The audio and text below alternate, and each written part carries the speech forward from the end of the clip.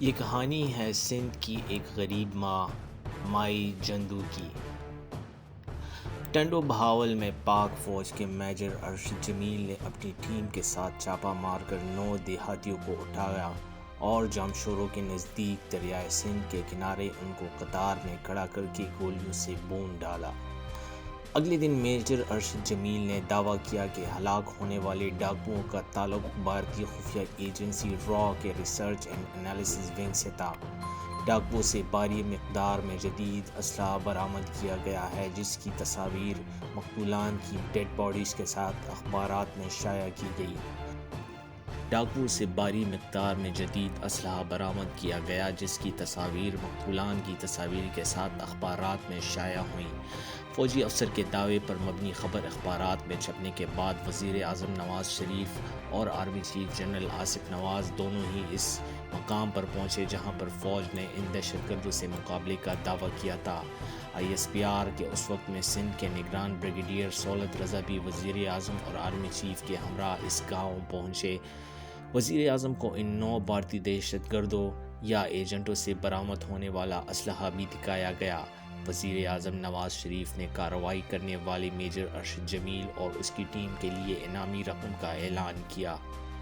International اخبارات میں بھی یہ خبر شائع ہوئی کہ پاک فوج نے حیدرآباد کے قریب آپریشن میں بھارت کے 9 خطرناک جاسوس ٹھکانے لگا کر جاسوسی کا بڑا نیٹ ورک تباہ کر کے پاکستان کو ایک بڑے خطرے سے بچا لیا۔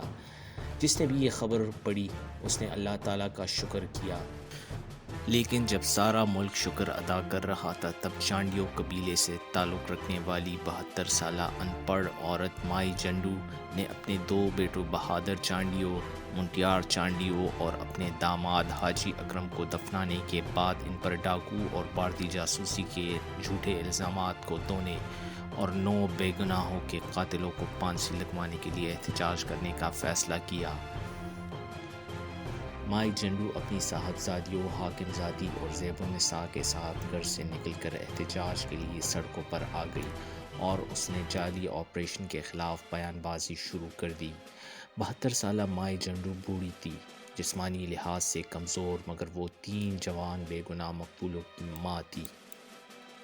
اس نے تمام معززین گاؤں کے منع کرنے کے باوجود طاقت کے مرکز کے خلاف احتساب لینے کا فیصلہ کیا۔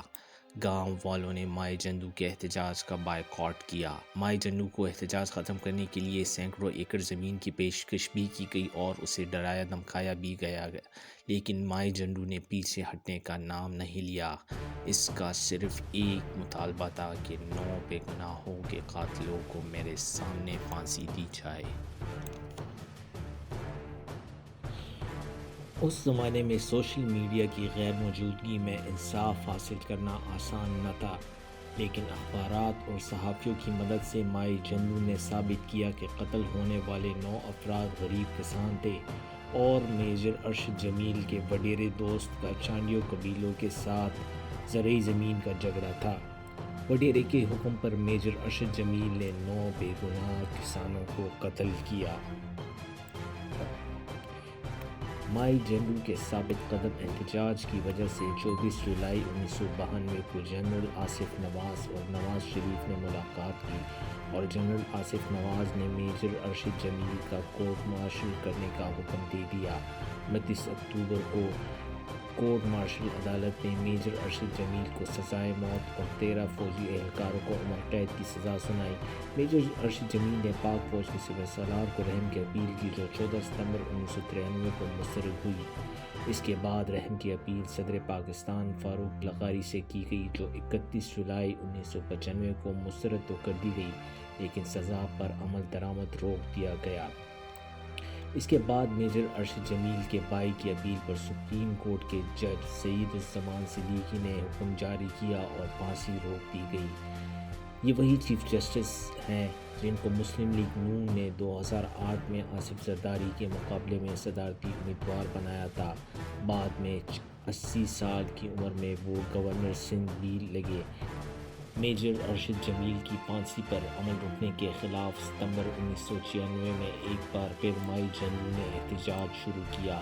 مائی جندو کی 2 صاحبزادوں حاکم زادی اور زیب النساء نے میڈیا کے سامنے اعلان کیا کہ اگر ان کے بھائی کے قاتل کو پھانسی نہ دی گئی تو وہ دونوں اپنے آپ کو آگ لگا کر خودکشی کر لیں گی۔